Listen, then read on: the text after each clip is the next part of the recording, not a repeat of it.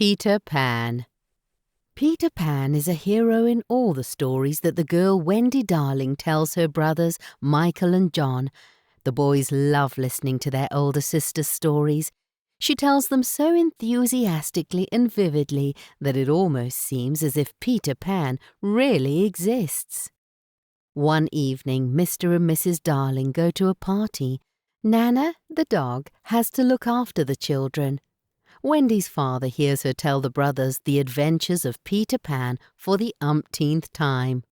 "Oh dear, isn't it about time your fantasy gave way to a little more maturity?" he sighs as he puts the children to bed. What Wendy and the boys don't know is that Peter Pan secretly listens to the adventures every night by the window. This evening Peter has come to the house to look for his shadow. He brought Tinker Bell the fairy to help him with this. When Wendy suddenly wakes up, Peter asks her if she can attach his shadow to him. "I think you are fantastic at telling about my adventures," says Peter. "Thanks, but my dad thinks it's time to act like an adult," Wendy replies. "You should never want to grow up," says Peter. "Come with me to my island. It's called Neverland. I'll teach you to fly. You will have a great time there. You can continue to tell your stories to the 6 children who also came with me to Neverland. I call them the Lost Boys." "Only if my brothers can come along, then I will go with you," Wendy concludes. No sooner said than done. Peter teaches the 3 children to fly with the help of some fairy dust, and so they leave London for Neverland. In Neverland, the children experience many adventures. One day they are shot at by a vicious pirate. It is Captain Hook, who once lost a hand in a fight with Peter Pan. He has come to take revenge. Peter asks Tinker Bell to take the children to a safe hiding place.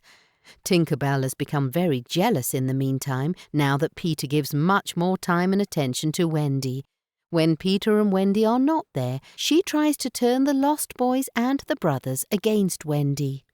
When Peter finds out, Tinker Bell is not allowed to show herself in Neverland for a week. Immediately afterwards, the children plunge into a new adventure. The Lost Boys and the brothers are captured by Indians. The chief thinks that the boys have kidnapped his daughter, Tiger Lily. Fortunately, Peter has seen that Captain Hook is the one who kidnapped Tiger Lily. He manages to save her and brings her back to her father. The chief is so happy that he organizes a great big party. Everyone is enjoying themselves, but Wendy begins to feel homesick. She tells her 2 brothers and the Lost Boys about the house in London. "How our parents will miss us," she says sadly. "How I wish I could go home. Let's all go to our home in London. Our parents are so sweet. They will definitely want to adopt the Lost Boys." Peter Pan doesn't like it. He is deeply disappointed and did not expect that Wendy would choose a life that could only lead to adulthood. In the meantime, Captain Hook has caught Tinker Bell. He manages to get her to give him the address of Peter Pan and the children's hideout. Hook then locks Tinker Bell and bursts into the hideout, where he captures the children on his ship. He leaves Peter Pan behind with a package containing a bomb.